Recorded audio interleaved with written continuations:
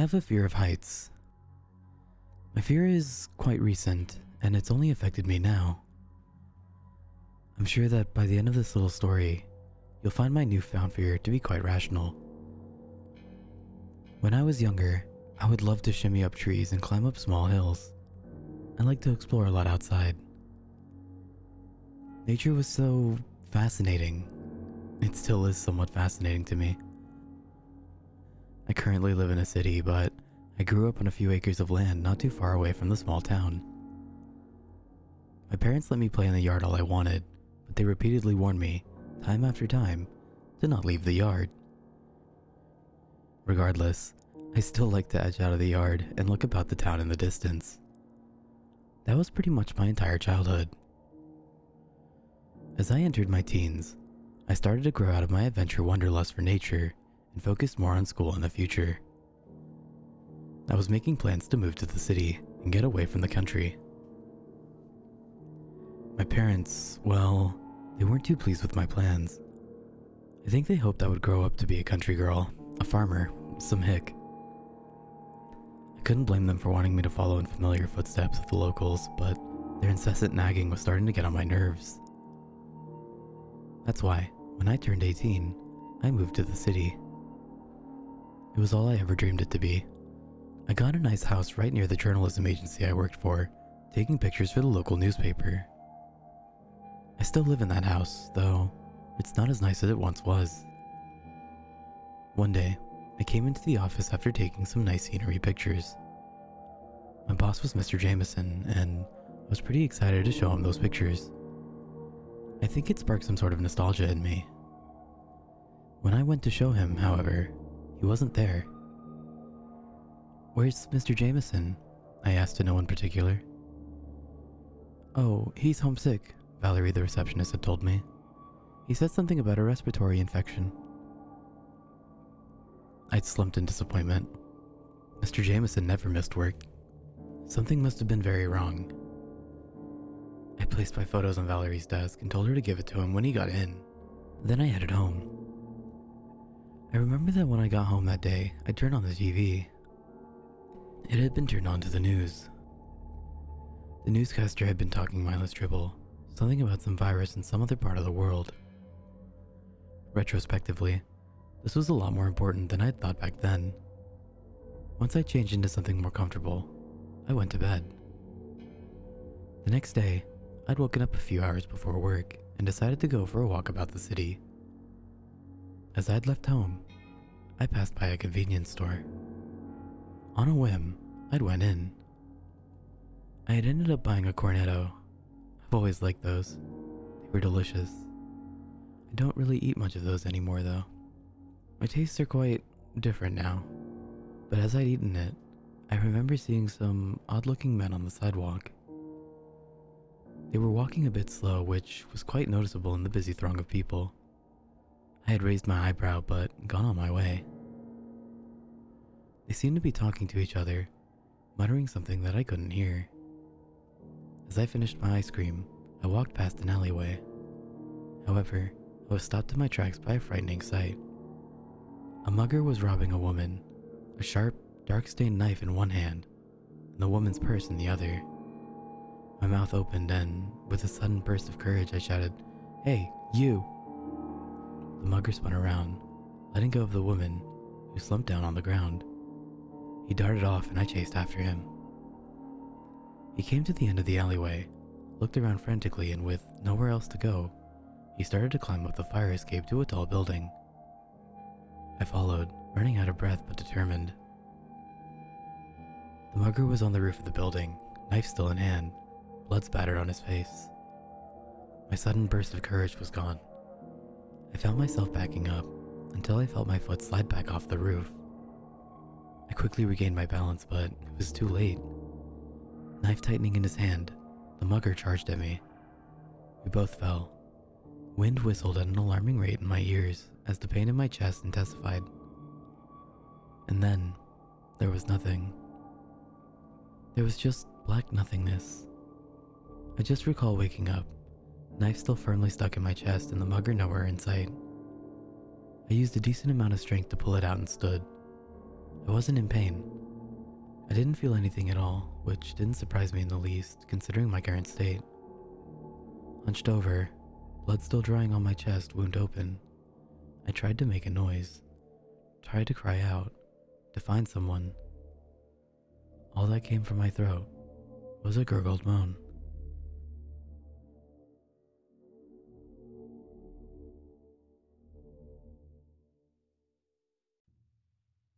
We were on the last day of our honeymoon when she said, "You need a new suit." I have 2 suits, they're fine. I bet those 2 suits you own are 15 years old at least. You've been a bachelor way too long. She'd been right too. Both were in decent shape, but exceptionally dated. We'll go buy you a new suit, a nice simple black one for almost all occasions. Will I look dapper? Dapper? Silly, no one says dapper anymore. But suits are expensive. Don't we want to put our money into something for the new house? You can get a good black suit for a decent price. Macy's always has sales. We can make this work. So, what will I do with this new suit? The first time you wear it, you'll look handsome and striking. We'll make it a special occasion. I'll wear my best dress and you'll wear your new suit. It took 2 weeks once we got home for her to bring it up again. So we went and bought one for me. I got the cuffs hemmed and they told me it would take about 10 days to be ready. She picked it up while I was at work. The suit escaped the crash unharmed. It's a closed coffin, but I know she's in there wearing her best dress. I loathe this suit. I'll never wear it again.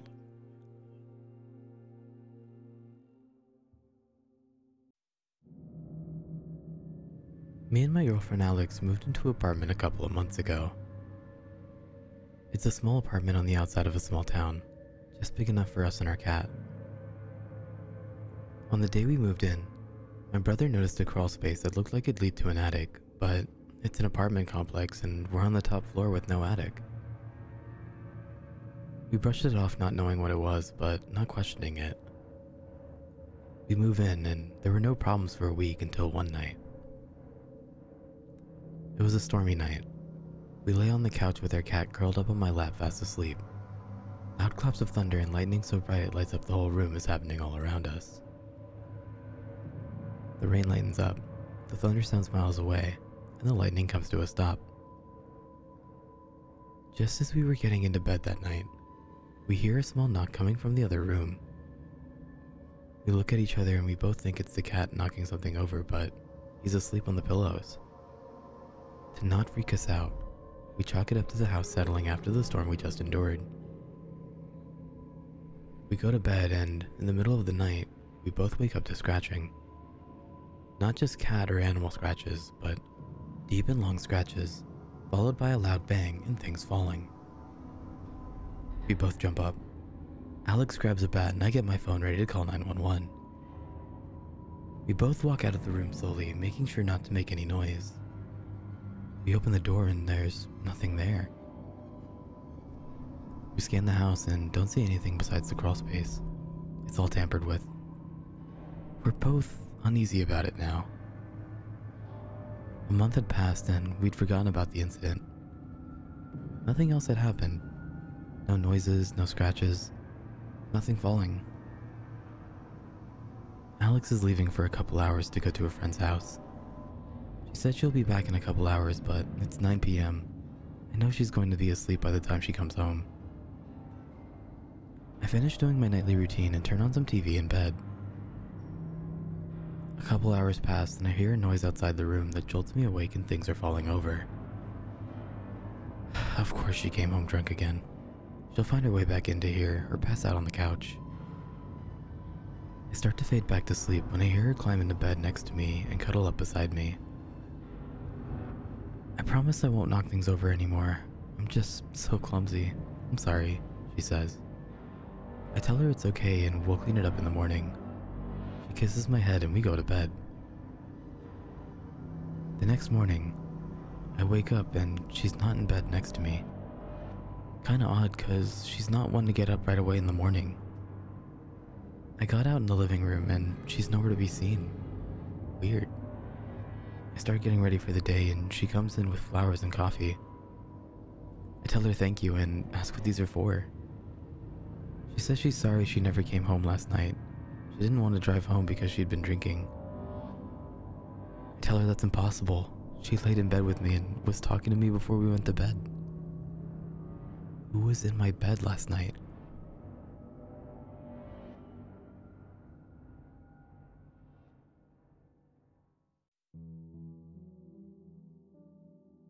I cannot describe to you how I feel right now. What I'm experiencing is so detached from the normal that I'm almost convinced that I've finally gone insane. Almost.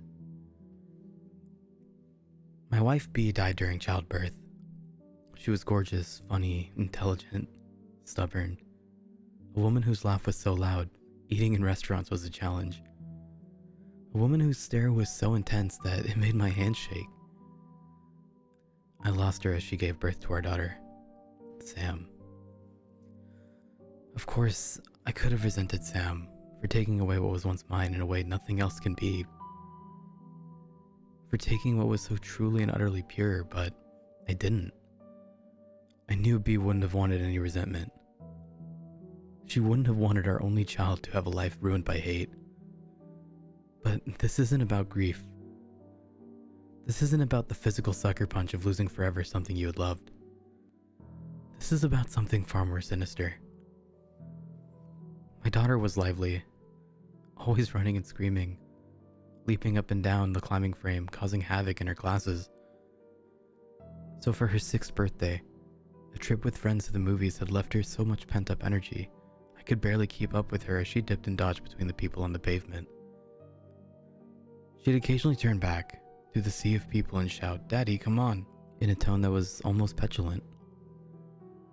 I couldn't help but love her. I tried to chase her. I really did. She was too busy looking at me when she dashed out into the road, and the bus didn't have time to stop. A sickening crunch, and the world fell silent. I cradled her broken form in my arms, too numb to weep, too hurt to move. All I could feel was the warm crimson liquid gently seeping into my clothes.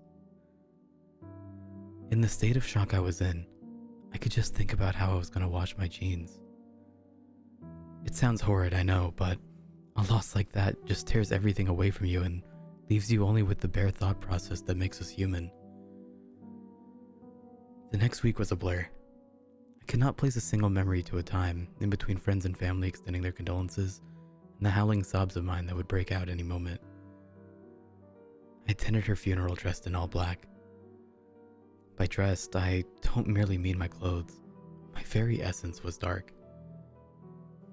I couldn't feel or think, and the day continued as I went through the motions, like a dying man treading water. Everyone wanted to tell me about Sam, and how perfect she was. What an angel she was, as if I didn't know. As if I didn't realize what a gift my own daughter was. The man stood out from the rest, though, as he walked up to me and handed me this large leather book. I assumed at the time that he was a parent of one of Sam's friends, handing me a collection of their photos together. Or maybe I was too numb to even process his cold hands and how he never mentioned my daughter once. For a month, I was lost. I drank and stayed in our now empty apartment alone, watching old box sets, too numb to now even cry. It was only when my sister arrived, when she held my hand and talked to me, that I began to come out of my shell. She'd sit and listen to the most inane things I said and gently coax me out of my depression. Not completely, but enough for me to begin to live what was almost a real life again. That was when I opened the book. I decided to remember Sam for all the joy she gave, and was prepared to reflect on her life without feeling miserable. I opened up to the first page. It was essentially a binder full of Polaroid photos of my daughter growing up. I furrowed my brow.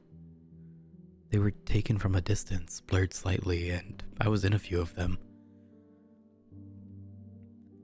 I began to feel sick, but hoped that the following photos would provide some explanation. I came up with every excuse of how the man obtained these photos, desperate to view the moments of my daughter's life without a sense of trepidation. The photos grew closer and closer to my daughter's birthday. I could see the day that I gave her a tiny bike after she turned 5, and the skinned knees that ensued. The book had so many more pages that I assumed the rest were empty. But the photo of her just before the movies on her 6th birthday, I could recognize the pink raincoat she insisted on wearing and my hands on her shoulders. There was no photo of the crash. Instead, her life continued inside this book. Her 7th birthday had a photo of me and her in the garden covered in paint, with a huge canvas on the floor and extremely messy painting. Her 7th birthday. Her 7th birthday. The reality of what I was seeing hit me then, and I slammed the book shut. I sat there at the kitchen table staring at the leather. This must have been some sadistic Photoshop, I hoped. I hoped someone had taken the time to pull a horrid prank on me. I say I hoped because essentially, I couldn't believe the other explanation, if there even was one. Gritting my teeth, I decided I had nothing to lose and kept reading. I can't explain the emotions I felt whilst I read accurately, listening to the sounds of the page turning. I can try, but nothing could prepare you for something like this. Her life continued, showing her losing her baby teeth, her first day of senior school. My turning of the pages became more frenzied, and I began to notice something. The photographer was getting closer to her. As she grew older, not in every photo, but a general trend, the photographer was getting closer and closer. More daring, perhaps. She was beautiful, stunning. As a teenager, she looked just like her mother, all curls and smiles. I grew older too, but the photos began to include me less and less. Her 16th birthday was strange. A group of her friends were sitting outside, drinking from little plastic cups at a picnic. But there was someone in the background. Near the bushes of the park where this was taken, a dark figure stood. You wouldn't have noticed him, if not for the small shadow he cast on the grass. I leant back for a moment and exhaled. This was too weird. I'd been so caught up in watching my little girl grow that I hadn't thought about how the world would end. Moments like this are so utterly surreal that sometimes you remove yourself from them. I almost felt like I was watching myself read these, like this was a dream or a program on the television. I continued. The dark figure became more and more present in each photograph. I could almost make out his features. His presence was towering, and as I turned the page I expected to see him disappear, but instead, as the photographs grew closer to her 18th, each birthday was marked by a caption underneath the Polaroid saying another year. She was no longer somewhere I recognized. Instead, the photos were of her in a dimly lit house, her face contorted with fear, striking all sorts of weird poses. Sometimes she would be dressed in like an ancient queen outfit, or she would be dressed like a maid scrubbing the floors. The figure was there even closer now. His legs or arms would appear in each and every one. No matter how she was dressed, in every photo, her face had this desperately pained expression. It killed me. There were bruises on her face. She looked thin, ill even. I couldn't do it. This was sick. Properly sick.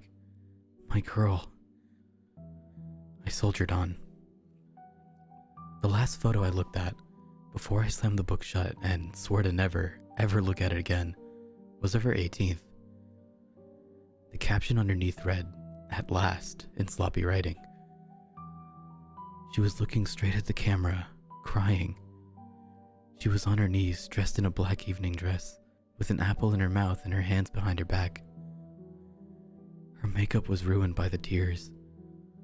It was as if she was pleading me, begging me to help, but I couldn't. I closed the book and left my room, my whole body convulsing with sobs. I couldn't call the police, of course. She was dead. The thing that keeps me up at night isn't the content of what I saw. It's that there were so many pages left.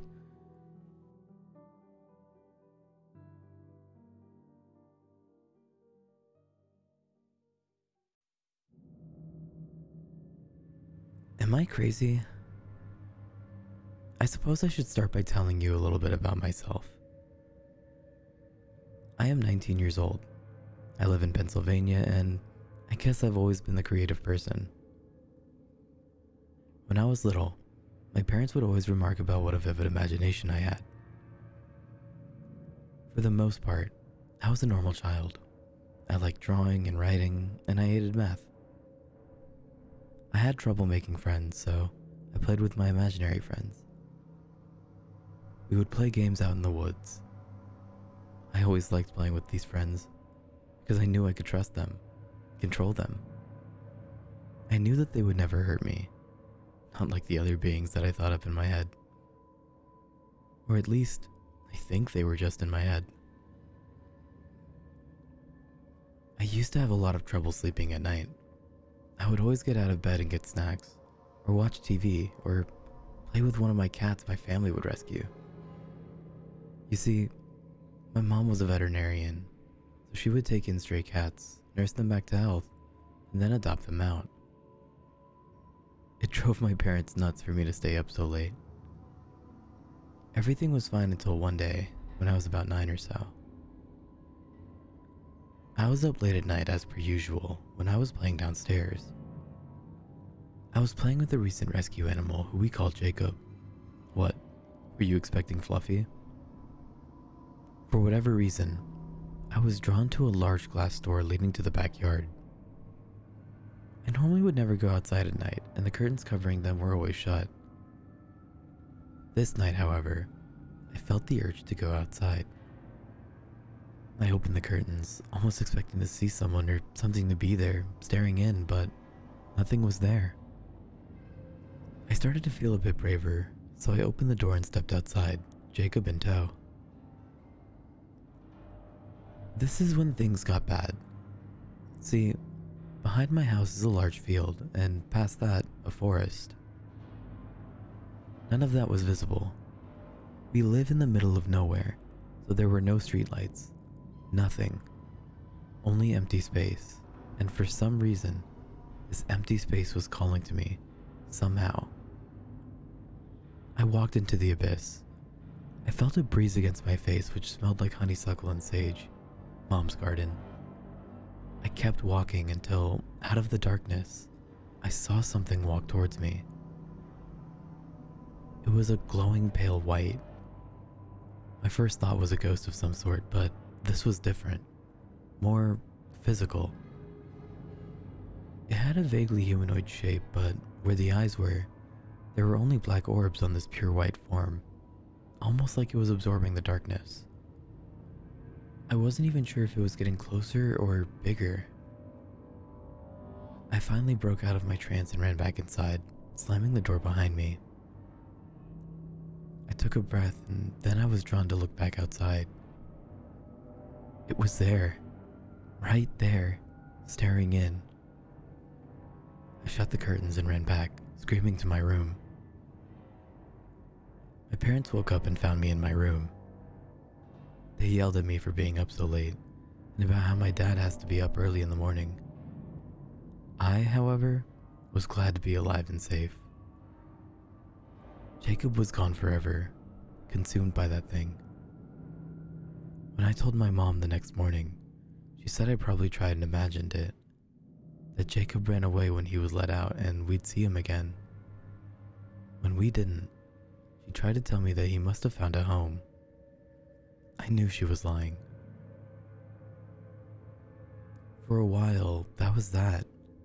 But ever since, I have always made sure that all curtains are closed after sunset and to never, ever go out after dark.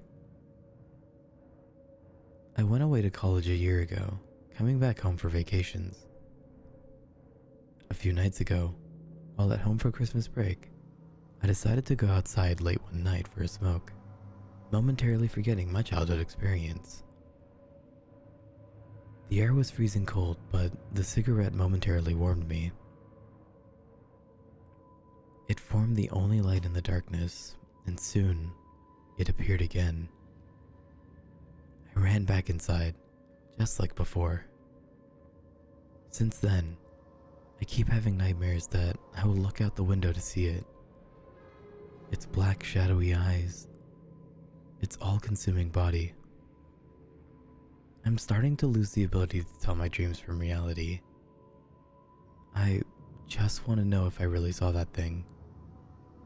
If it's haunting me, or if it marked me in some way. My friends think I'm crazy, but do you think I'm crazy?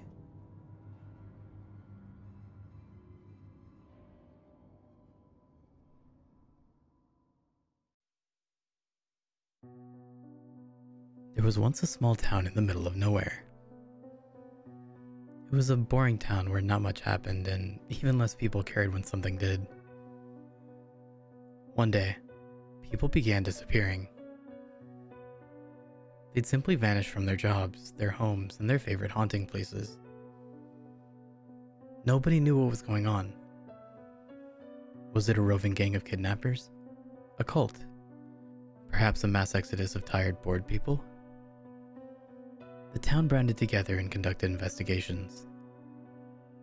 The only clues to this mystery were the presence of certain items at the places of the town folks' disappearances. Chicken wings, apples, pies, raisins, bread, all edible items. Some were found bloated in the streams and swarming with maggots behind the forest. Panic settled upon the sleepy town as the phenomenon took its toll. Desperately, they sought help of officials, mystics, priests, anyone who could alleviate the emotional suffering of lost loved ones. But nobody had a solution. Until one day, the cleverest man in town made the connection that nobody else had. All of the people who disappeared had been replaced by their favorite foods. It hit everyone at once. Somehow the disappearing folk truly were turning into their favorite foods. A travesty so absurd it actually made sense. It explained why everyone was finding oatmeal steaming on beds, why there was fruit squashed underneath the tables, pastries drowned in the toilet. People realized in horror that they may have been eating their discarded loved ones on accident for weeks now. They tried to resist eating their chosen meals, but that did not stop the looming threat. The first to go after not eating potato salad for 3 weeks was dear old Granny. The new exodus began shortly after, but many did not get far. The curse had sped up and began turning people in the streets into spuds and sandwiches alike. Some tried to run, only to tumble into graves at the muddy gates. The mayor was found sometime later, locked within his room. The cherry pie that lay on the floor and coated the noose was red and mushy like meat. The town dolt, unaware of the impending doom, just continued scooping up rice and beans and carrots until inevitably, he too popped up and fell as a nasty old avocado. Eventually, nobody in the town was left. Everyone had turned into their favorite food. Well, everyone except me, of course. The stench of rot has attracted the wolves and birds alike. I could certainly go for a snack right about now, but my favorite dish isn't being served here anymore.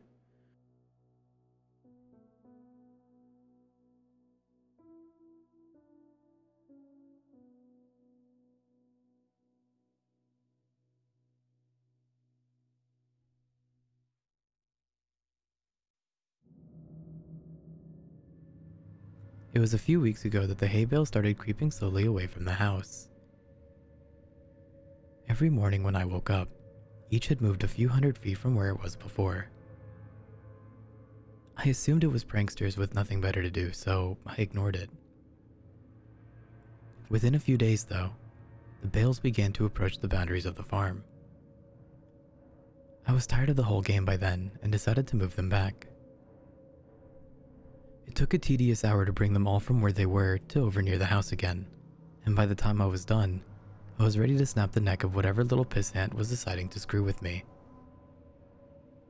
The next morning, I found each and every one of my horses messily decapitated. The smell was what woke me up. Each one was slumped over against the side of its stall. There were no signs of the heads. I spent the rest of the day cleaning up the mess and burying the remains. It was only when I was done that I noticed the bales of hay had all returned to their positions from the day before, scattered far out into the fields. This time, I left them where they were. That night, I sat on my porch with my shotgun in hand and a pot of coffee on the table beside me.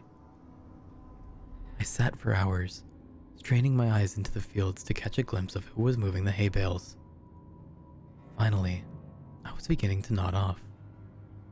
I would have, but just as my eyes began to close, I heard a clamor and a rustling of trees from the nearby woods. I leaned forward, my heart racing with excitement. I was going to catch the bastard. I fumbled with my gun and fidgeted in my seat, waiting anxiously for whoever it was to get close enough to ambush. It was only when the thing got close enough for me to make out its silhouette in the dark that I was frozen still. The thing that crept into my fields from the nearby woods didn't seem to notice me sitting there. It stalked, hunched and deliberate, through the field with the posture of a tiptoeing thief. If not for the fact that it must have towered to over 10 feet tall, even in a crouched position, it might have seemed almost frail. The thinness of its arms and legs and the emaciated, caved-in quality of its chest reminded me of a starving animal. Still, this thing was undeniably strong, and I watched it hoist each bale up into its arms with ease, and set it down carefully a while away, taking only a few strides to cover the distance. I watched it work, moving each bale thoughtfully. Every once in a while, it would straighten up to look around at the other bale's positions in the field, before adjusting the one it was working on ever so slightly. Before it left, it looked towards the house. I felt its eyes sweep over me in the dark, but whether it saw me or not, I couldn't tell. Then, it turned silently and crept back the way it came, disappearing into the dark of the woods. It took me an hour before I had the courage to move at all. I went inside after a while but didn't sleep that night. It was only when the sun rose that I dared step off my porch into the fields. The hay bales were where it left them. Strangely, it didn't move them as far as it had in the previous days. They were approaching something invisible in the fields, and as I looked at them, I realized that they seemed to be marking some line. Indeed, as I walked around the house, I saw the distinct circle that formed with me at the center. At first, I thought the bales were just being haphazardly moved away from the house, but now, I could see that they were instead being moved towards some boundary. The thing was sending me a message. I slept uneasily that night, and only because I was exhausted. The next morning, the bales hadn't moved at all. They didn't move at all for the rest of the week, in fact. They were finally where the thing wanted them. I made myself sick trying to interpret them. Why would this thing expend so much energy moving my hay bales and threaten me with such violence should I try to interfere? Killing my horses was just that, a threat, an intelligent threat at that. It knew what would scare me, and it knew I would understand the implications. The sound of an automobile working its way along the road to my farm one morning gave me a little rush of excitement. I'd been planning to abandon the farm since I saw the thing, but I couldn't hope to leave on foot without risking it treating me like it treated my horses. But if I could get in the car with whoever was coming my way, I might be able to escape before it could stop me. I didn't know or care who it was. I decided that the moment they stopped the car, I would jump in the passenger seat and tell them to get the hell out of here. I didn't get the chance. The car worked its way slowly along the road, trundling across the uneven ground. I urged it silently to hurry. It was when it passed between the two bales placed on either side of the road that I began to hear a booming clatter from the woods. The thing burst suddenly from between the trees, sprinting on all four of its terrible, gangly limbs towards the car. Within a few seconds it was there, pouncing on the automobile like a predatory cat. Within moments, it was picking and peeling the vehicle's steel frame apart, working to get at the driver. The man, whoever he was, screamed all the while, and I could hear him even over the crunching of metal and the shattering of glass. It was only when the thing crushed him carelessly in its hand that the screaming stopped. It tossed him away and straightened up to look at me once again.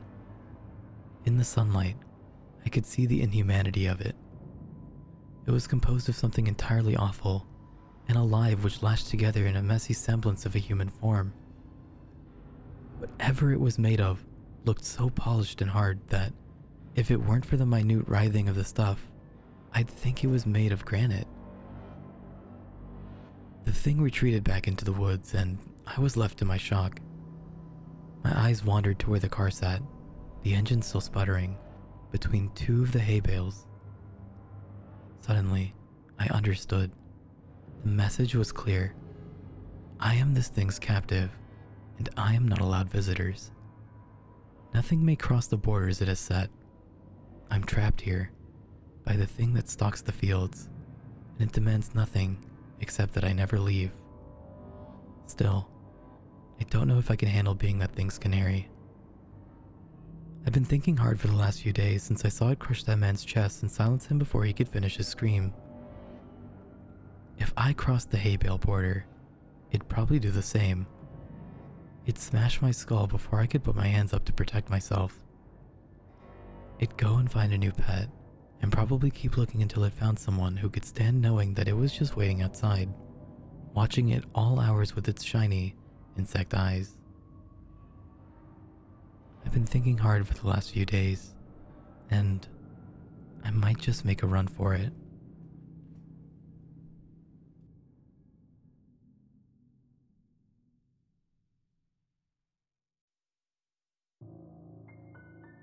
There was a hunter in the woods who, after a long day of hunting, was in the middle of an immense forest.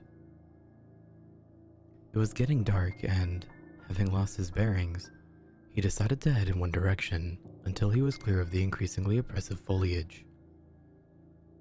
After what seemed like hours, he came across a cabin in a small clearing. Realizing how dark it had grown, he decided to see if he could stay for the night. He approached and found the door ajar. Nobody was inside. The hunter flopped down on the single bed, deciding to explain himself to the owner in the morning. As he looked around inside the cabin, he was surprised to see the walls were adorned by several portraits, all painted in incredible detail. Without exception, they appeared to be staring down at him, their features twisted into looks of hatred and malice. Staring back, he grew increasingly uncomfortable.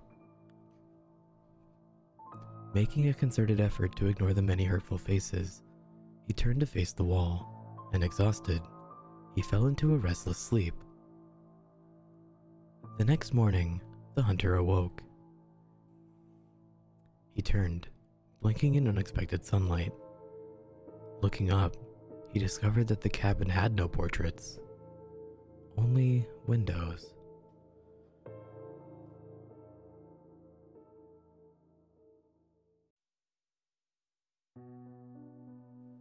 I grew up in Keeling, Missouri. No, you wouldn't have heard of it. It was a small, rural, upper-middle-class community where everyone owned at least an acre or two. My father was a writer, and my mother wanted to keep horses, so this was the perfect little one-stop-light town to settle in. I grew up there until suddenly, in 1984, the government claimed eminent domain on all of Keeling, and we were bought out. My dad moved us to sunny California. I'm a writer too, though I'm not as well known as my father. I write informational pieces for online magazines and blogs. As you can probably guess, I'm barely getting by. So when one of my editors asked me to write an article on eminent domain for a well-known political website, I jumped at the chance. She told me that I was chosen because I had first-hand experience with eminent domain and the buyer wanted a personal piece that included photos. I packed my bags that night, excited for the project. I'd always been curious about what became of my hometown anyway.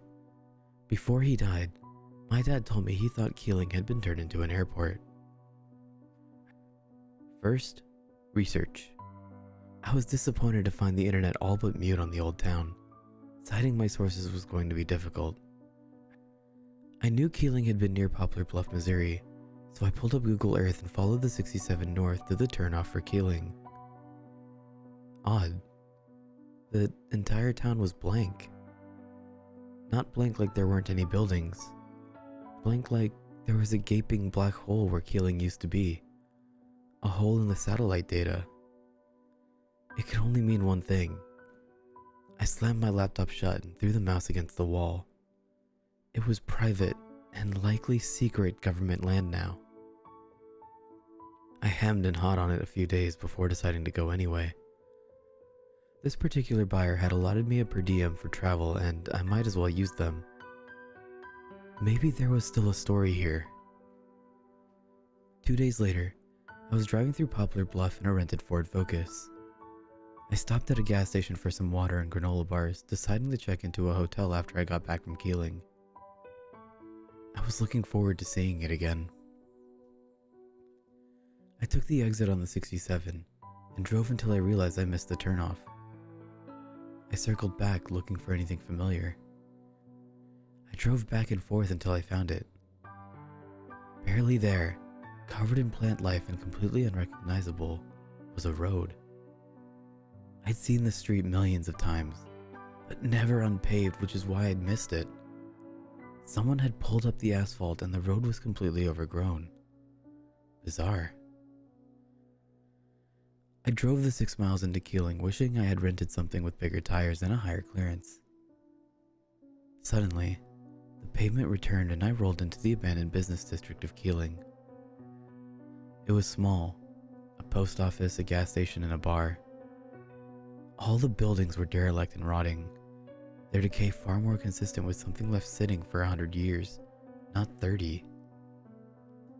I drove through the eerily quiet town with the burnt-out stoplight and continued down Route 51 towards my old house.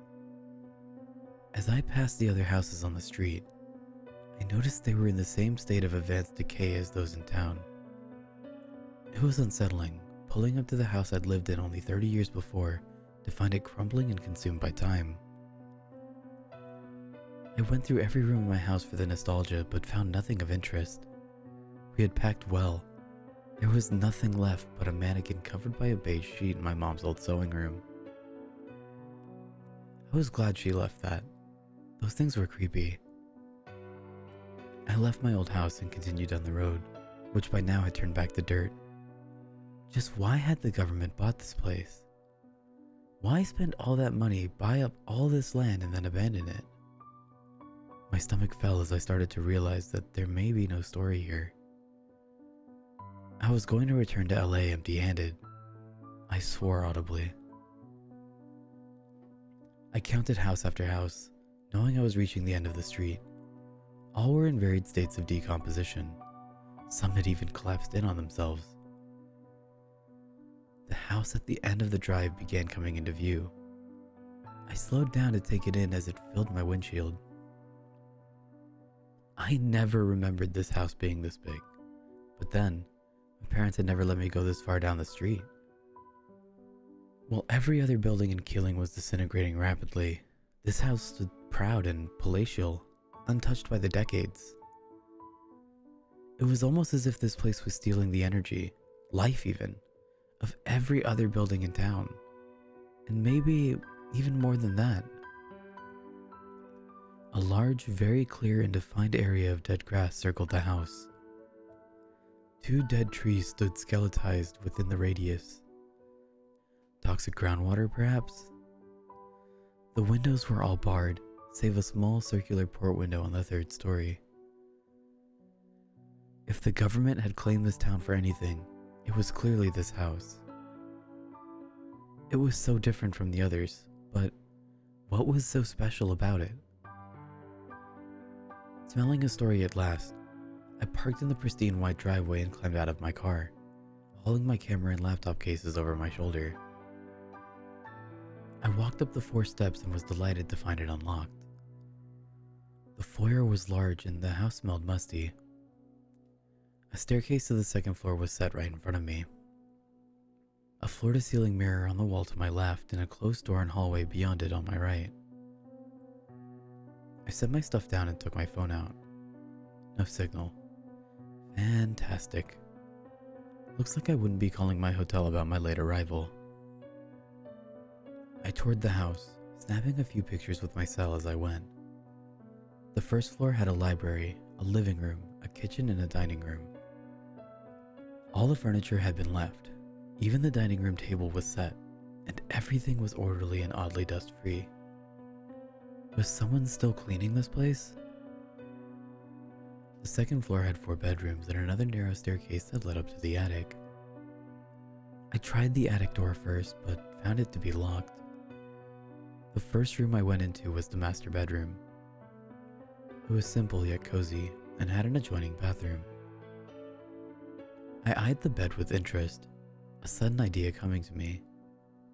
I may not have to leave Keeling tonight after all. The next room from the master stood with door ajar. This room was bare except for 9 mannequins, all covered in musty, yellow sheets like the one at my house. I snapped a quick picture and shuddered, closing the door to the room. The next door in the hallway was closed. I opened it and stumbled back in surprise. This room had a child's bed and was filled wall to wall with dolls. I circled the room, curiously picking up a few. Baby Alive dolls, Cabbage Patch dolls, and tons of creepy, little, yellowing porcelain dolls. They all appeared to be looking at the bed. I snapped 2 pictures in this room, vowing to come back with my Canon. I closed this door too and entered the last room on the 2nd floor. It was a simple office, green carpet and green wallpaper. It had a plain desk and tan typewriter, with a new white, not yellowed piece of paper loaded into it. Interesting. I left this room and descended the stairs. It was time to bring out the big guns. I bent down to unsheath my cannon when movement caught my eye to my right. I turned and looked into the mirror. I'd known it was there subconsciously, so what had caught my attention? I reached for my camera again and realized what was wrong. The mirror, more specifically my movements in it, were somehow out of sync. When I moved my arm, my reflection did so about a quarter second later. When I blinked, my eyes were still closed in the mirror when I opened them again. It was incredibly unsettling. I continued to watch my delayed reflection when I suddenly heard a noise, like a creaking of a stair. But it didn't come from the staircase on the right. It came from directly behind me, behind the basement door. Someone was coming up the stairs of the basement. So there was someone here. I eagerly gripped the basement door and tried to open it, but, like the attic, it was locked. I banged on the door but heard only silence below. Ah, animals, of course. Still determined to find the story, I opened the front door to unload my car and stopped short. What the? My car, which I had definitely parked at the top of the driveway, was now parked at the bottom of the driveway, almost in the street. I had parked it at the top of the driveway, hadn't I? I'd just been so excited I couldn't remember. I unloaded the car and brought my stuff up to the master bedroom. As I walked by the sewing room, I noticed the door stood open again, but I knew I had closed it. I went to peer in, and this time, there were at least 14 sheeted mannequins in it. There had been 9 last time, right? I had counted. This time there were 5 more. Something was definitely going on. Perhaps it was all in my head. Maybe the air was toxic somehow, and that's why the government pushed everyone out of Keeling. Was I losing it? I took another photo. By the time I had deposited everything into the master bedroom, I was winded. I felt so weak. I had to lay down on the bed. This was unusual for me, someone who had nothing better to do most days than go to the gym. I must have fallen asleep because the next thing I knew, I heard someone with a high, small voice say bye-bye. I bolted upright and looked around in a panic, eventually noticing that one of the dolls from the little girl's room was sitting on the bedside table. It was small and porcelain. Since when did they make talking porcelain dolls? I rubbed my eyes and glanced around the room. In the muted light of the setting sun, I saw someone in the corner. Not someone. Something. It was one of those stupid sheet-covered mannequins. I shuddered. That definitely wasn't there before. I walked over to it. Someone was fucking with me. I knew it. I started to raise the sheet to see underneath when I heard a loud bang from downstairs. I let the sheet drop and started towards the bedroom door when I suddenly felt very sick. I dashed into the bathroom and threw up in the toilet. What was wrong with me? I wasn't going to have a lot of time here. Whatever was going on in this place, it was making me ill. I stood up from the toilet and splashed water on my face. This time, when I looked into the bathroom mirror, my reflection's movements were at least half a second behind mine. I waved my hands in front of the mirror, horrified by my reflection's slow response. I watched the blood leave my face and gaped at my reflection in dismay. How was this even possible? Of course, it wasn't. What was going on in this house was, dare I say it, supernatural? Possibly. I mean, what scientific explanations were there? I'd wanted a story and I'd gotten one. I could be the first journalist to prove the existence of what? Ghosts? Demons? Poltergeists? I guess it didn't matter.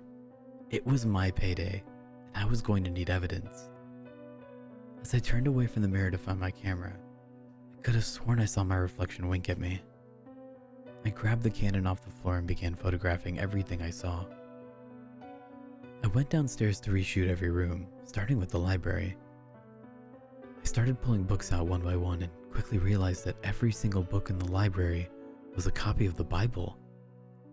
Many different versions in many different languages. I opened a few that were in English and found that the word God was scratched out on every page in every one. It was getting dark, and just as I thought about seeing if the lighting worked in this house, a light flicked on in the dining room, pouring out into the hallway. What the? I turned my camera to photograph the corridor when I suddenly heard heavy stomping. It was more than stomping. It was almost running. It was coming down the hallway right towards me. I dropped the camera and stood frozen with fear. Whatever it was entered the library and stomped right up in front of me.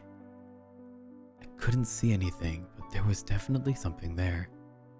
I could feel it, blocking me from leaving. I slowly pulled my phone out of my pocket and took a picture of whatever was right in front of my face. The flash momentarily blinded me, and when I recovered my vision, all the books in the library were on the floor, as if they had been ripped from the shelves in a rage, and in only that few seconds of silence. But I felt that whatever had been standing in front of me was gone. I picked up the Canon, took a few more pictures with shaking hands, and tiptoed my way out of the room. I realized I needed video, not pictures. I pulled my cell phone out again, opened it up to video, and then walked down the hallway towards the lit dining room. I passed a painting in the hallway and caught sight of my smirking reflection, but I wasn't smiling. As soon as I entered the dining room, I noticed something was different. A noose made of stained sheets was now tied to a beam above the table. It was swinging back and forth as if it were weighted, but nothing else in the room was moving. Even the beam creaked as it swung, as if it too was straining from the weight of something. I filmed it for a minute and then raised the Canon for a picture. It suddenly stopped swinging as if someone had grabbed it midair. I heard giggling from upstairs. I left the dining room and walked towards the staircase warily. Did I really want to go up there? I didn't hear the giggling anymore, but I heard the typewriter clicking away. I happened to glance towards the large foyer mirror again to see it was now out of sync a full second behind me. I heard the giggling again, and then something small run down the hallway and slam a bedroom door. On gut reaction alone, I threw the door open, intending to flee. The car was now 50 yards down the street. I was about to bolt for it anyway when I heard the stair creak behind me through the basement door. This time, it was closer, further up the stairs. Maybe only 5 steps below the main floor. I shook my head as if to shake it clear of fear. Every journalist dreams of a chance like this, of a story like this. I had to stay just long enough to get something on video. I heard the typewriter beginning to click again and sprinted up the stairs, running full speed into the office. The typewriter had stopped typing by the time I got there, and I ran over to see what was written. I sat down at the desk when I reached it, suddenly feeling tired and weak again. The paper read, "Jamie Ellis is condemned. Jamie Ellis is condemned. Jamie Ellis is condemned." Over and over again, all the way down the page. I took a photo with the Canon and waited to see if it would start typing. Just then, I heard the giggling echo down the hallway again. I rose from the chair and left the office, stepping out into the darkening hallway. The child's bedroom door was closed, but I could hear scuffling and movement from behind it. I slowly opened the door, hoping I would find animals. Cats, raccoons, mice, anything. But it wasn't animals. Every doll in the room was where I'd left it. Only now, all their heads were turned toward the door. They were looking at me. I heard another giggle on my right and noticed movement out of the corner of my eye. I quickly slammed the door shut and fell back against the banisters in terror. I couldn't do this. I slowly got up, tired and shaky. I walked by the sewing room door, open again, and this time, there were only 3 mannequins left in the room. I didn't stop to wonder where the others had gone. I bolted down the stairs as something else ran up, stomping the entire way. I had been wrong. So wrong. It was time to leave. I needed to get out. I turned the front door handle and was sickened to feel it locked. I ran down the hall, through the living room and into the kitchen, pulling on the back door and screaming in frustration when it wouldn't open. "Where are you going?" I heard from the living room. The dolls. Jesus, the dolls. I stumbled into the living room, which was now lit by a single, tall black lamp in the corner. There was a doll on the floor in the middle of the room that hadn't been there before. Knowing my fate was probably already sealed, I walked over and picked her up off the floor. Her head hung limp behind her as all dolls would. "What did you say to me?" I breathed. "Nothing." "What the fuck did you say to me?" I demanded in a crazy panic. The doll slowly picked up its head and smiled, breaking the stitches on its mouth. "You're never leaving, Jamie. You're going to be just like me soon." I screamed and threw the doll against the wall. The lamp went out and I heard the doll run off into the darkness. I put my head between my knees, breathing hard now. I couldn't catch my breath. This house was draining me. It was sucking the life from me, just like the rest of the town. I was so tired. I walked into the hallway to make my way to the foyer and try the door again. I dropped to my knees in agonizing fear when I saw a sheeted mannequin standing in the middle of the hallway, 15 feet away. Tears poured down my face as I noticed for the first time that this mannequin had legs and feet. Another doll. It was another doll. A human-sized doll. They were all dolls. Not knowing what else to do, I got to my feet and slowly raised the shaking camera to my eye, peering through the viewfinder. I snapped the picture, and when I lowered the camera, I screamed. It was now right in front of me, and it mumbling something unintelligible from under the sheet. I ran for my life down the hall, and this time I had no reflection in the mirror. I didn't even want to think about where my reflection had gone. As I took the stairs 2 at a time, I heard whatever was on the basement stairs take another step up. It had to be nearly at the top. I ran into the master bedroom, not daring to look into the sewing room on the way. I fell onto the bed and shook with tears.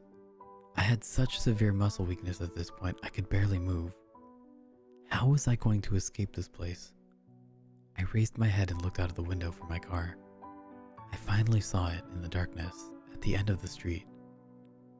I fell back to the bed, weak and sickly, and slowly slipped into unconsciousness.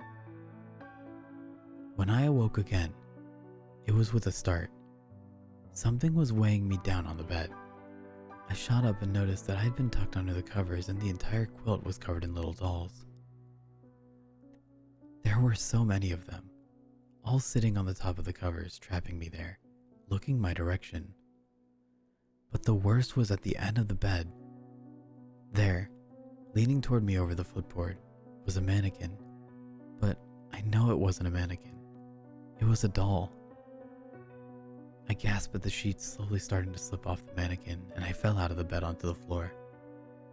I heard the dolls giggling as I clawed my way out of the room. I didn't know where else to go. With the windows barred and the doors locked, the only way out seemed to be the small port window in the attic. I dragged myself up the stairs, hoping I could have enough energy to throw myself against the door to break it in. I found it unlocked. I crawled into the attic and turned toward the window, my heart plummeting into my stomach. Oh, there was the port window sure enough. But between it and I was a sea of dolls and mannequins. They all just stood there, facing each other. There were hundreds of them. I moaned in defeated anguish, and in terrifying unison, every head slowly turned towards me. I recoiled in horror and fell down the attic stairs, hitting the second floor with a hard thud. The typewriter was clicking away again, but I already knew what it was typing. I stood up in utter pain and shuffled down the stairs. There had to be another way out. I wouldn't die here. I couldn't. All I'd wanted was my big break. What had I done to deserve all of this?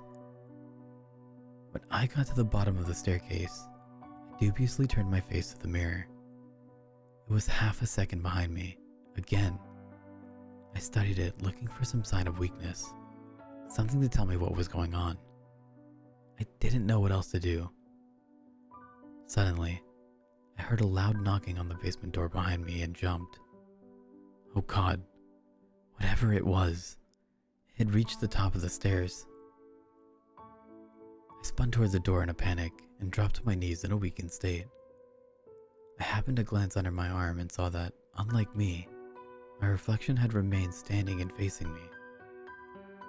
I spun back to the mirror, but by the time I did, it was just a half second behind me again. I leaned forward toward the mirror, watching it take a moment to follow. I even tried blinking, but this time when I opened my eyes, its eyes were still open. My reflection suddenly sneered at me and slammed the glass with its fist from the other side. The glass cracked like a spiderweb, and I fell back in terror through the basement door that suddenly stood open. I felt every jolt and bump and crack as I tumbled down the stairs, and when I finally came to rest at the bottom, I was in complete darkness. I tried to raise my head, but promptly passed out. This time, when I came to, the room was well lit. I was lying on a concrete floor, on a dirty tan sheet like the dozen mannequins standing around me wore. Other than them, there was nothing else in the basement save a large portrait which hung on the wall. I got to my knees and stumbled over it. The portrait was actually a mirror, or rather, was painted to look like a mirror of the room, and it was convincing. In the middle of the mirror stood a tall, dark-haired solemn woman in a maroon dress. She looked almost familiar to me. Maybe? Yes, It was her, Miss Harmon, a widow I used to see in town as a kid. But why was she dressed like a 17th century noble? I leaned closer to study her face. She had less wrinkles than I remembered as a kid, but had those same dark brown angry eyes. The portrait blinked. I fell backwards into a mannequin, which somehow managed not to fall. It had regained its own balance somehow. Feet. I looked around the room. They all had feet. I turned back in horror to the painting to see the woman's face slowly curl into a smile. "Stay away from me," I screamed at her and ran for the stairs. I pushed my way through the mannequins, feeling their hands grabbing at my shirt, trying to pull me back. I took the stairs 3 at a time, and when I reached the top, I slammed the door behind me. My reflection was standing in the middle of the mirror, unmoving, watching me in quiet ire. I knew I couldn't get out of the front door. There was only one way out now. I dragged myself into the library and grabbed the first chair I stumbled over. Running back, I raised the chair to throw it into the mirror. In the second pause it hung over my head, I heard feet, little pitter-patters and loud thunderous steps running up the basement stairs and down the staircase to my right. I could see them all coming out of the corner of my eye, but dared not look. I threw the chair full force against the mirror as my reflection continued to sneer at me. It shattered and, with my last ounce of strength, I stumbled into the black abyss on the other side. I heard the dolls follow, but I ran, and ran for hours it seemed, until I finally tripped over something and fell. I listened for footsteps. Silence. Looking up, I saw I was in the woods next to the house. There was nothing behind me or around me. I had no idea where I'd just come from. I could see the house. It sat quiet and serene in front of me, but I knew better. Gaining my feet, I ran. I kept falling, almost succumbing to darkness, but I pulled myself back up. I kept moving down the road, desperate to find my car. When I finally saw it on the moonlit horizon, I pulled the keys from my pocket and all but fell into the driver's side door. Not wasting a moment, I started the car and peeled off down the street. I drove as fast as I could out of Keeling, twice slamming on the brakes when I thought I saw a sheet-covered mannequin in the rearview mirror. I never returned to Keeling, or Missouri for that matter. At least, not physically. Even though my body escaped, I never did. I'm still there. Every time I sleep, or even close my eyes, I'm back there, running from room to room. The dolls find new ways to surprise and terrify me every night. If I daydream, it is the same. I am a hollow shell of who I was. My memories and my body is here, but my mind, my soul is still in Keeling, trapped in that house. In case you're wondering, I had escaped with my cannon around my neck, but the pictures were all empty, as black as the hole that was Keeling on Google Earth. Sometimes, even after I wake up in the night, I see a mannequin in the corner of the room. I know I'm in California, but I'm also in Keeling in that house at the same time. I have been condemned to it, and a part of me lives there. Whatever the house's fate, it is my fate as well. Every night in my dreams, the dolls try to pull me back into that basement. So far I have resisted, but I can't hide forever. Someday, they will drag me back into that black abyss. And what awaits me there, I do not know.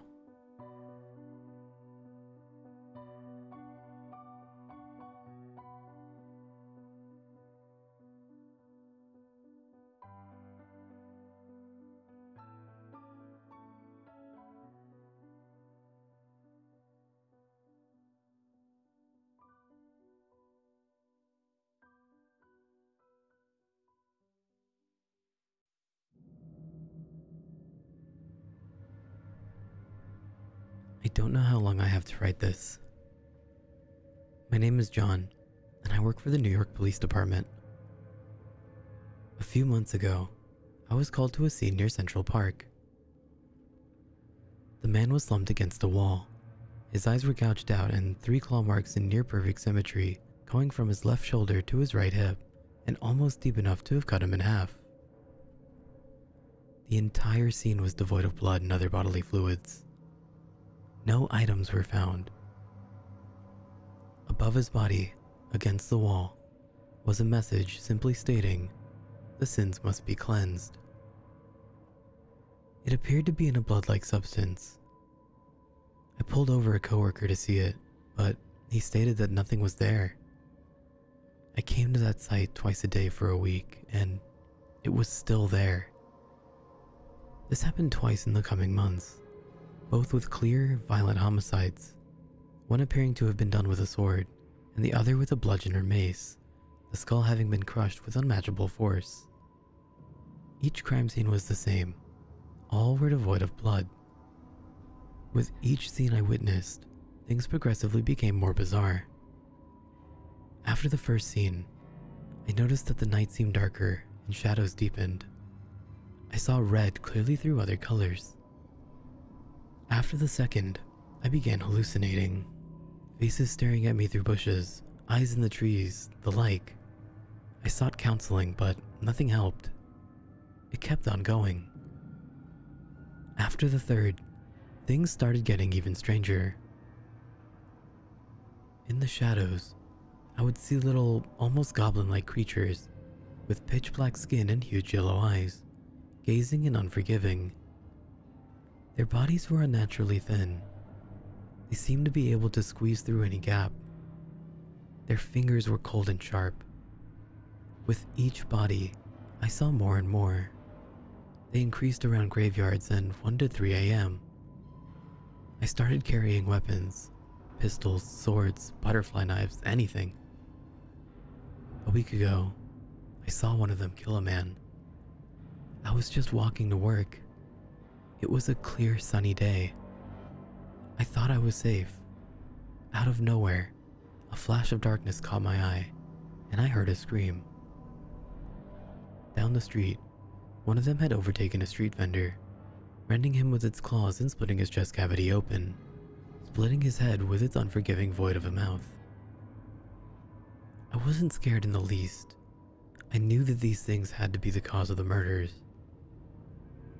I think I'm next. One of them is watching me right now, perched in the corner of the room, and I fear more are outside. A sword my grandfather gave me before he died as well seems to be keeping them at bay. I don't know how much longer I have. I have thought of getting myself into a solitary confinement, but that would only increase my paranoia. Please, know that if you should see them, to run. Run until you cannot run anymore, but it will only keep them away for so long. They are already with you. They always have been. You cannot escape them.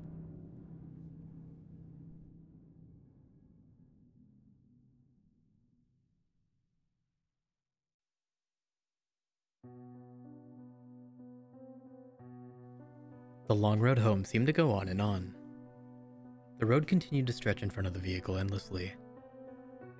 The light that shone through the branches of the tall, green trees danced across the window in random patterns, and every once in a while, obnoxiously shining in your eyes. The surroundings were full of deep green trees, forming a forest around the road. The only sound was the sound of the car's engine as it traveled down the path. It was peaceful and left a serene feeling. Although the ride seemed like a nice one, it lacked every form of nice from its 2 passengers. The middle-aged woman behind the steering wheel had neat, short brown hair that fit her complexion quite well. She wore a green V-neck t-shirt and a pair of blue jeans. Diamond-studded earrings decorated each of her ears, which partially showed from behind her haircut. She had deep green eyes which her shirt brought out, and the light seemed to make them more noticeable. There wasn't anything significant about her appearance.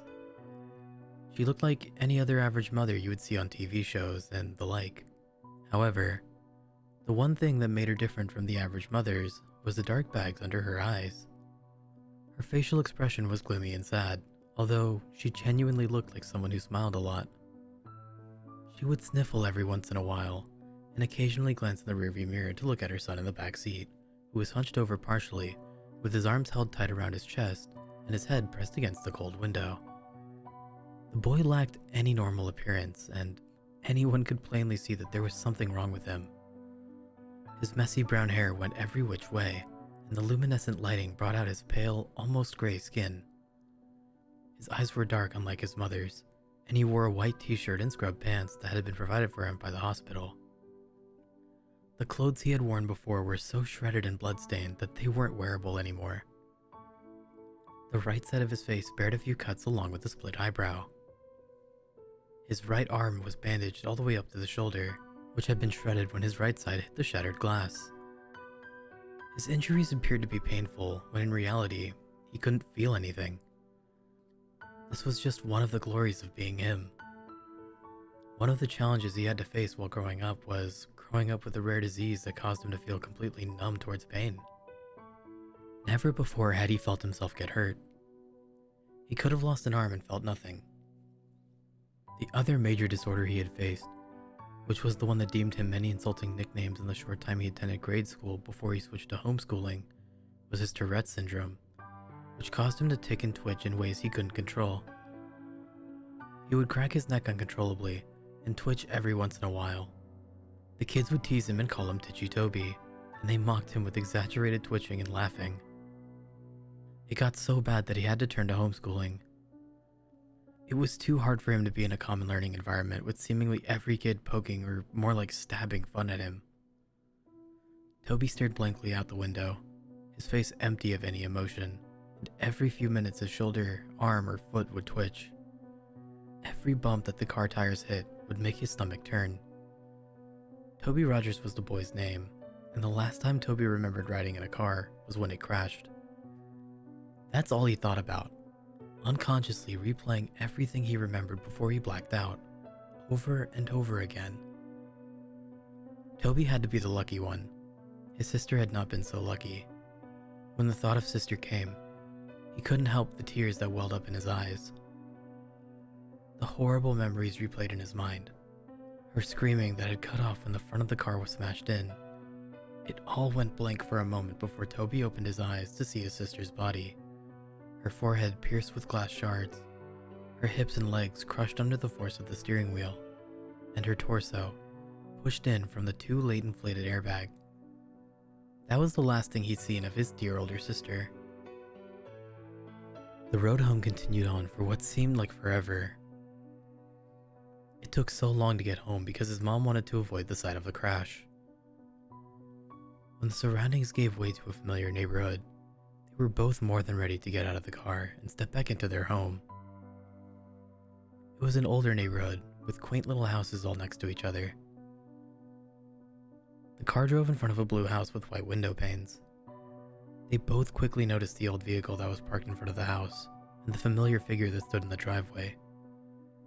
His mother pulled the car up in the driveway beside him before turning off the engine and preparing to step out and face her husband. "Why is he here?" Toby said quietly as he looked back at his mother, who reached to open the car door. "He's your father, Toby. He's here because he wants to see you." His mother responded in a monotone voice, trying to sound less shaky. "Yet couldn't drive up to the hospital to see Lyra before she died?" Toby narrowed his eyes out the window. "He was drunk that night, honey. He couldn't drive." "Yeah, when is he not?" Toby pushed the door open before his mother and stumbled out onto the driveway, where he met his father's gaze before looking down at his feet with a stern expression. His mother stepped out behind him and met her husband's eyes before walking around the car. His father opened up his arms, expecting a hug from his wife, but she walked past him and put her arm around Toby's shoulder and started leading him inside. "Connie," her husband began in a raspy voice. "What?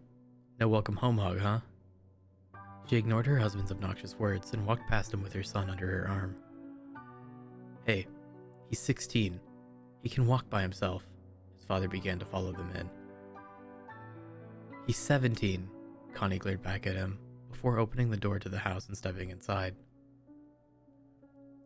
"Toby, why don't we get you into your room to rest, okay? I'll come get you when dinner is ready," No, I'm 16. I can walk by myself, Toby said sarcastically, and glared back at his father before stumbling up the small staircase and turning into his room, where he slammed the door violently. His little room didn't have much in it, just a small bed, a dresser, a window, and his walls had a few picture frames of his family, back when they were a family, before his father became an alcoholic and acted violently towards the rest of the family. Toby remembered when he was arguing with his mom, and he grabbed her by the hair and shoved her to the floor, and when Lyra had tried to break it up, he pushed her and she hit her back on the corner of the kitchen counter. Toby could never forgive him for what he did to his mother and sister. Never. Toby didn't care how much his father beat him down. He couldn't feel it anyway. What he did care about was how he intentionally hurt the only two people he ever cared about. And when he was waiting in the hospital, where his sister took her last breath, the only one who didn't rush there was his dad. Toby stood by the window and looked out at the street. He could have sworn he saw something out the corner of his eye, but quickly blamed it on the meds he was on. When dinner time had come around, and his mother called up to him, Toby came down the stairs and hesitantly sat down at the table, across from his father and in between his mother and an empty chair. It was quiet as his parents picked up their food, but Toby refused to eat. Instead, he just watched his dad with a blank stare. His mother caught on to his staring and elbowed him slightly. Toby looked over at her slightly, and then down at his uneaten food, which he still didn't touch. Toby laid in bed. He pulled his covers over his head and stared at the window. He was tired, but there was no way he could fall asleep. He couldn't. There was too much to think about. He had been debating on whether or not to follow his mother's directions and forgive his father, or continue holding a grudge with his boiling hatred. He heard his door creak open, and his mother padded into the room and sat on the bed next to him. She reached over and rubbed his back, which had been turned to her. "I know it's hard, Toby. Trust me. I understand, but I promise you, it will get better," she said softly. "When is he going to leave?" Toby said with an innocent tone in his shaking voice. Connie let her gaze fall down to her feet. "I don't know, honey. He's staying as far as I know," she replied. Toby didn't respond. He just continued to look forward at the wall, holding his damaged arm near his chest. After a few minutes of silence, his mother sighed before she leaned in to kiss his cheek and stood up to walk out the room. "Good night," she said as she closed the door. The hours passed slowly, and Toby couldn't quit tossing and turning. Every time he let his imagination take over, he heard the screeching of the tires, the screaming of his sister, and he would uncontrollably jerk in bed. He threw off his cover, and lying on his back, he pulled his pillow over his face and cried into it. He could hear his own pitiful weeping. He would have been screaming and crying if he didn't press the pillow over his face. After a few seconds, he threw the pillow off his face and sat up, hunched over, holding his head and breathing roughly, tears streaming from his eyes. He couldn't help but cry. He tried to keep it in, but he couldn't stop the whining and the whimpering as he sat there shaking. He inhaled before he stood up and walked around the bed to the window and peered out, taking deep breaths, trying to calm down. He rubbed his eyes and looked out at the group of tall pine trees across the street. He stopped suddenly, and his gaze slowly centered on something standing under the streetlight. He heard ringing in his ears and he couldn't look away. The figure stood beside the streetlight, about 2 feet shorter than it did, long arms draped at its side as it stared up at him with non-existing eyes. The figure had no facial features to speak of, no eyes, no mouth, no nose, yet it held Toby's hypnotized stare, seemingly peering into his very being. The ringing in his ears grew louder and louder each second he stared before suddenly it all went black. The next morning, Toby woke up in his bed. He felt different. He wasn't tired at all, and when he consciously woke up, it felt like he had been lying there awake for hours. He had no thoughts flowing through his mind. He sat up slowly and stumbled over to the wall, but when he stood, he automatically felt dizzy. He stumbled to the doorway and walked down the stairs. His parents were sitting at the table. His father had tuned into the small TV that sat on the countertop. His mother was reading the newspaper. She quickly looked over when she felt Toby's presence looming behind her. "Well, good morning, sleepyhead. You've been sleeping forever," she greeted him with a hesitant smile. Toby slowly looked over at the clock and noticed that it was 12:30 p.m. "I made you breakfast, but it got cold.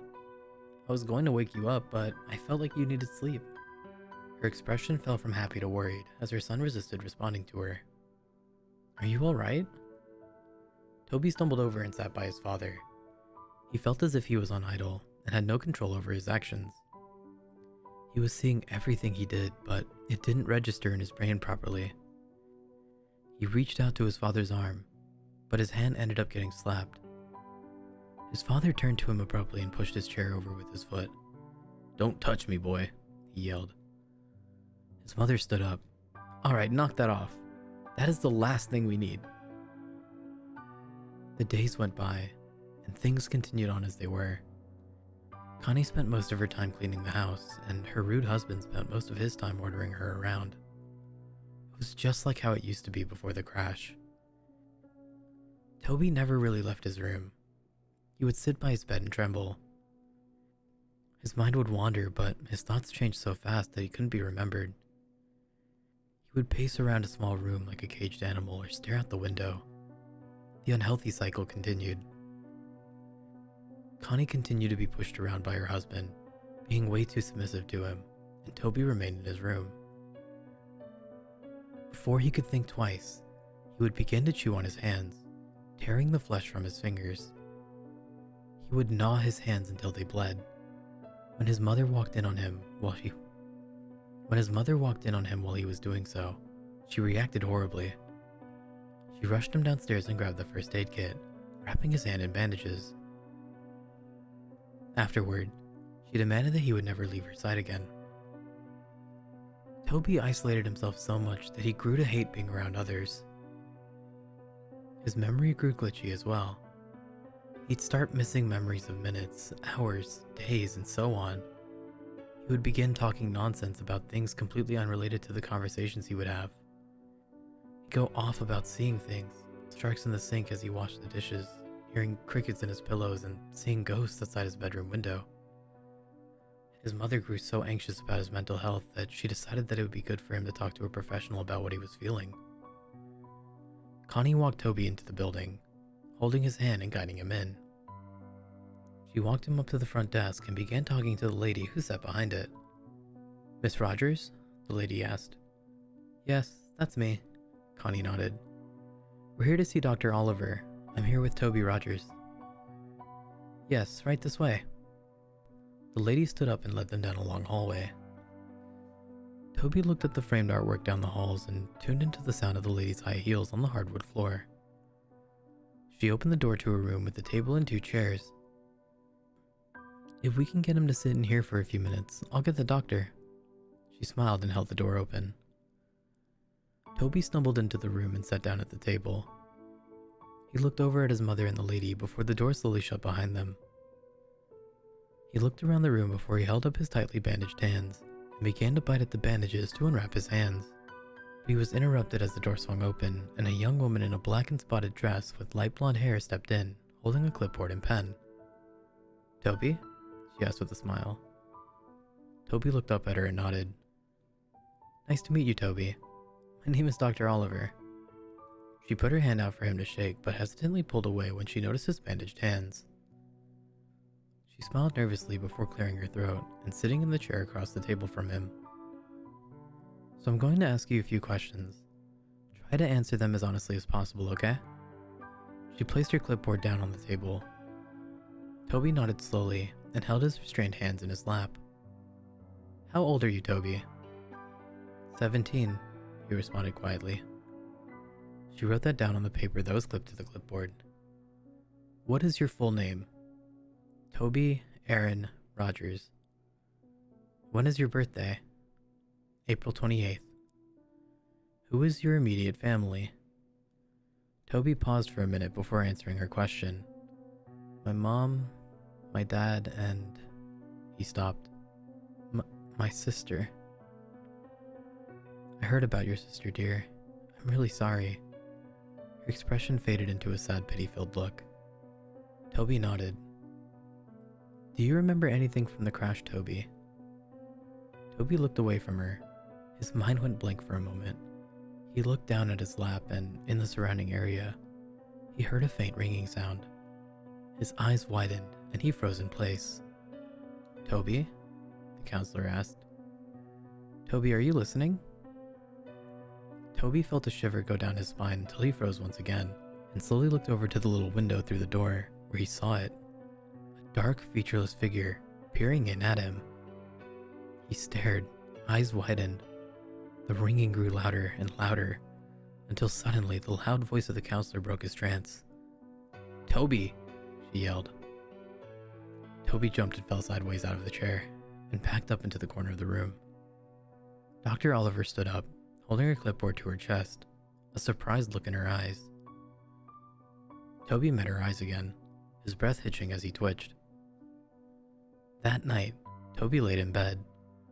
His eyes were dazed as he stared straight up at the ceiling. He could feel himself beginning to doze off when he heard the scattering of footsteps down the hallway. He sat up to look towards the doorway, his door wide open. There was no light.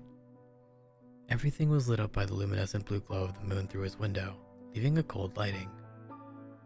He stood up and slowly made his way toward the doorway when suddenly, the door, which previously was wide open, slammed in his face. He gasped and fell back. He was out of breath when he hit the ground and he began breathing heavily, his eyes wide open. He waited for a few seconds before getting back on his feet. He reached out and grasped the cold door handle with his bandaged hand, and it creaked open. He looked down into the dark hallway and tiptoed out of his room. The window at the end of the hallway lit up the darkness with the blue moonlight as he patted his way down. He could hear footsteps rustling around him, and faint giggling followed by the pitter-patter of small feet, which sounded like a child had run in front of him, giggling and running around. The hallway was a lot longer than he had remembered. It seemed endless, like the ride home from the hospital. He heard the door creak in front of him. "Mom?" he called in a shaky voice. Suddenly, a door slammed behind him and he jumped and turned around. Behind him, he heard a long, eerie groan that sounded like a croak right in his ear. He turned around as fast as he could and was suddenly face to face with none other than his dead sister. Her eyes were clouded white, her skin pale, the right side of her jaw dangling there by tissue and muscle, glass protruding from her forehead, black blood leaking down her face, her blonde hair pulled up in a ponytail as it always was, and she was wearing her gray t-shirt and athlete shorts, which were dirty and spotted with blood.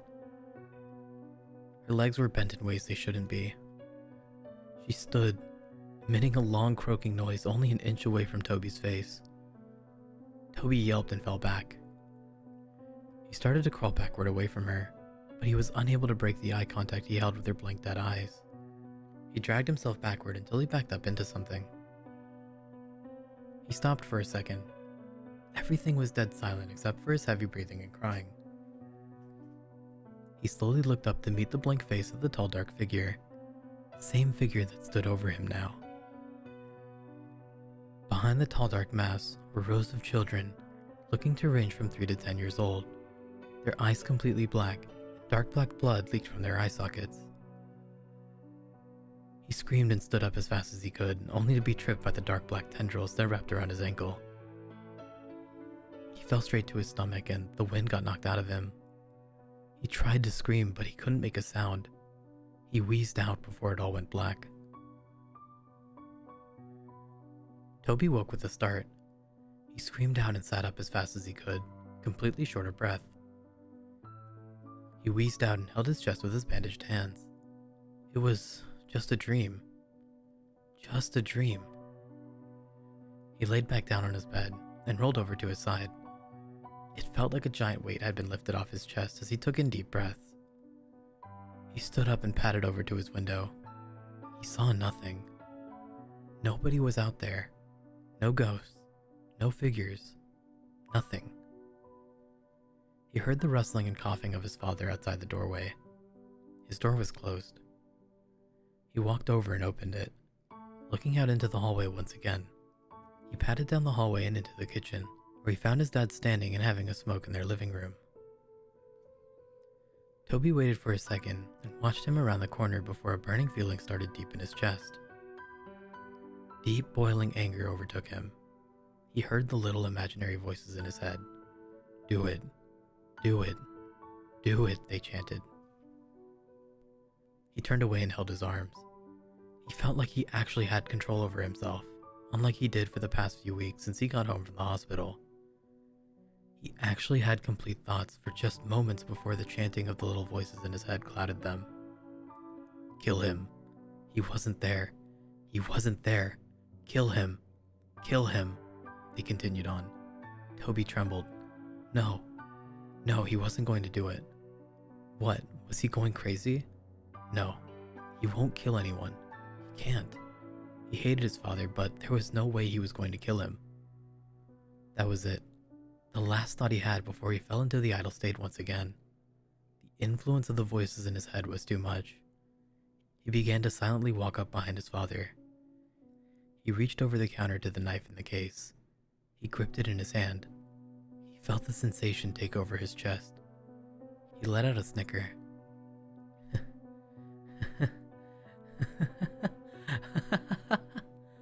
He began laughing so hard he had to gasp for breath. His father turned around abruptly before he felt the brute force shove him to the floor. He grunted as the air was knocked out of him. What?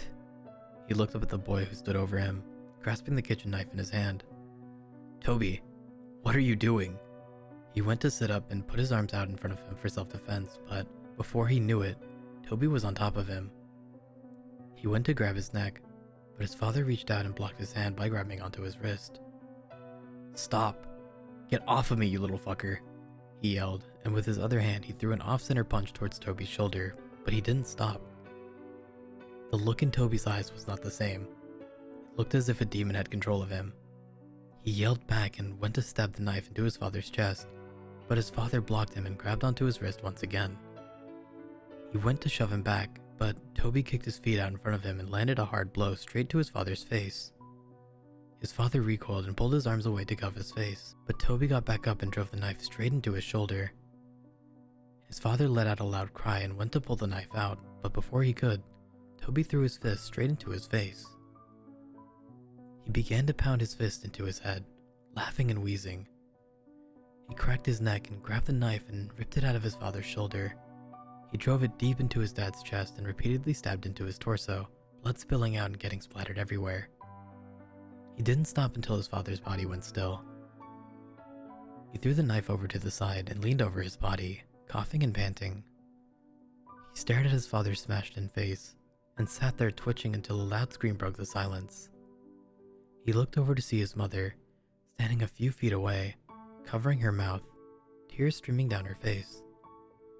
"Toby!" she screamed. "Why did you do that?" she cried. "Why?" she screamed.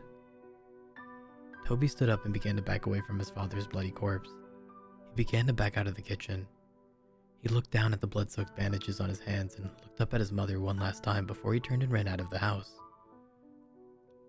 He ran into the garage and slammed his hand against the control panel on the wall and pushed the button to open the garage door. Before he ran out, he noticed his father's hatchets, which had been hanging on the tool rack above the table full of jars filled to the brim with old rusted nails and screws. One of the hatchets was new. It had a bright orange handle and a shiny blade, and the other was old with a wooden handle and an old dull blade.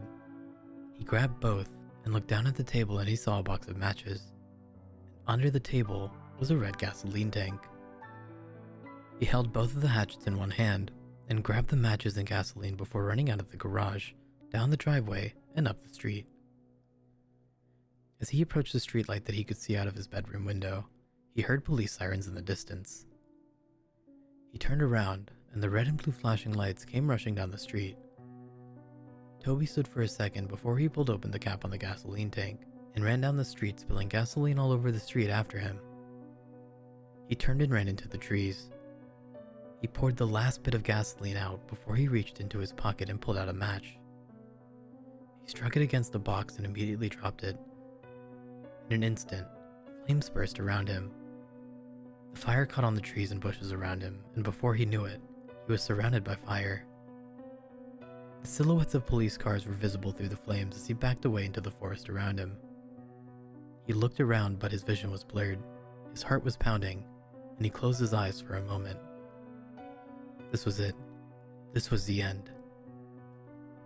Toby felt a hand on his shoulder. He opened his eyes and looked over to see a large white hand with long bony fingers resting on his shoulder. He followed the arm that was attached to the hand up to the dark towering figure.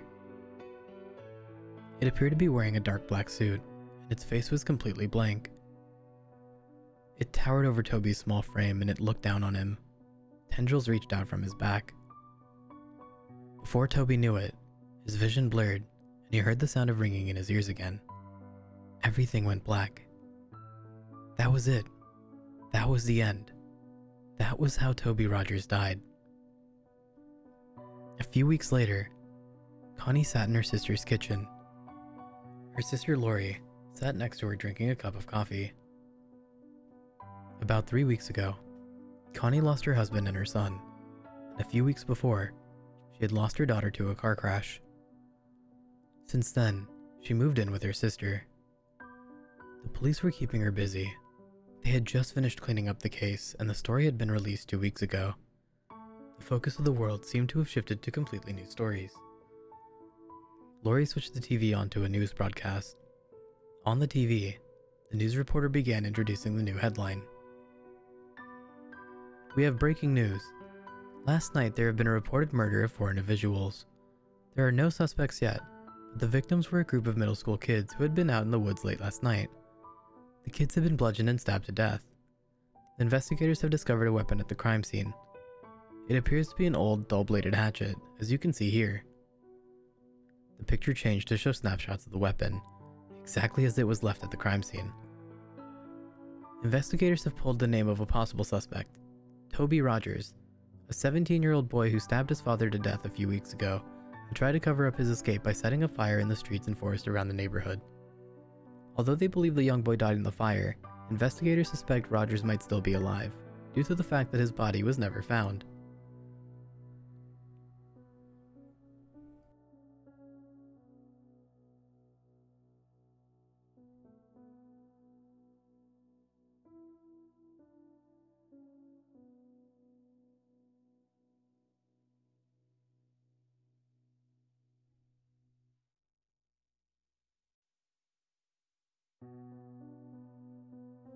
What are you? Do you ever look into the mirror and love yourself? Are you enamored with your own identity? Are you afraid of yourself and what you may do despite this? Well, look no further to the questions that erode your mind. There are answers. Answers that you, despite your curiosity, may have trouble accepting.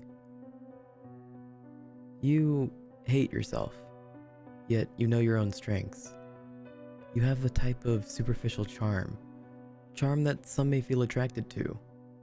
You can obtain what you want through this charm, and you often do well in social dynamics in which you are the master. You have a metaphorical slave on a leash who would do best to do your bidding. You have an intense sense of individual worth. You believe that you are better than anyone else. If you see someone who has a skill that you lack, you will hate them. You may attempt to better yourself to get ahead of others. Though you will often feel little remorse in the wake of such. From such, you will attempt to find it difficult to be bored. If you are bored, you will often act erratically and attempt to find extreme measures to escape your boredom. What measures, you may ask? Well, keep reading. In an attempt to overcome your shortcomings, you will lie pathologically. You will attempt to make yourself feel better than you are through such a mechanism. You will refuse to accept that someone is stronger, smarter, or simply a better person than you are. You lie to such a degree that you cannot tell the truth from lies ultimately. You may be stunned from such, yet you only lie more to overcome such weakness. Through your lies, you may attempt to manipulate others. It may be your slave, it may be those who you scarcely know, yet you will be on top no matter the circumstance. You will pertain to such behavior for self-motivation. You struggle with remorse or guilt. You can hurt someone's feelings and feel virtually nothing for them. Sometimes this can be a benefit. You can use this in a workplace to get ahead and not feel crippled by such emotions. Yet, when you see a loved one face their demise, you will feel little in their passing. You will fail to care whatsoever. You are a fabulous actor, despite having a low emotional range. You struggle with emotions to such degrees that you veil that from others. Yet, you act as though you're the greatest, similar to that of a narcissist. You cannot feel the same way, and you lie to yourself. You attempt to change yourself through such mechanisms. You will attempt to exploit and manipulate those above you. This can take many facets, including weakening their self-esteem and destroying their social relationships. You live a parasitic lifestyle, using others only for your advantage. You are impulsive without a doubt. Anything you do that will give you an advantage, you will attempt to do. You may plan it fully out and be discovered. This is a fear that you instill in yourself. What if people find out the secret underlying who you are? The secret that makes you what you are? You have highly promiscuous sexual behavior. If you cannot feel for the other, then why should you stay with only a single partner? Sexual contact brings you pleasure, and you should follow through on that. You will sleep around to the best of your ability and do whatever you can for sexual contact. Do you have faint memories of the past? Do you remember going to a string of therapists as a child? You block out many of those memories, but they are indeed prevalent. You have the faintest inkling that it was due to violence or simply erratic behavior toward your peers. You remember another thing from your past as well. You always had high expectations. From an early age, you wanted to be a CEO with massive amounts of money. You have no experience in the field. You have no true self-knowledge of what you are capable of, yet you pursue an idealistic long-term goal. You are wildly irresponsible. In school, you struggled to follow commands and directions of teachers. You struggled when your self-worth was doubted. You choose your own lifestyle and attempted to create your own path through using others for your gains and individual benefit. You struggle with accepting responsibility for your own actions. You struggle when you are wrong. You refuse to accept that and will attempt to ratify that. No, not through the right mechanisms. You will attempt to wrong the person who called you out on your mistakes. Does this sound like you? Do you have many of these traits? You have wondered for quite some time what that means to you, what that makes you. It makes you a psychopath.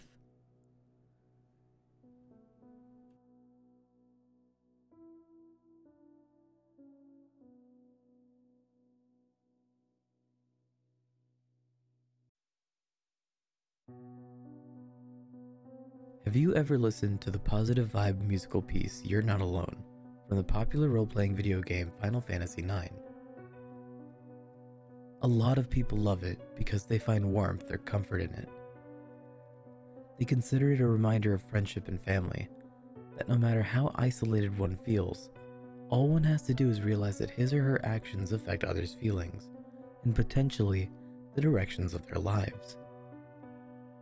From this composition, and its corresponding cutscene in the video game itself, some conclude that there is no such thing as pure individualism, that we are all in the system called life together, whether we agreed to it or not.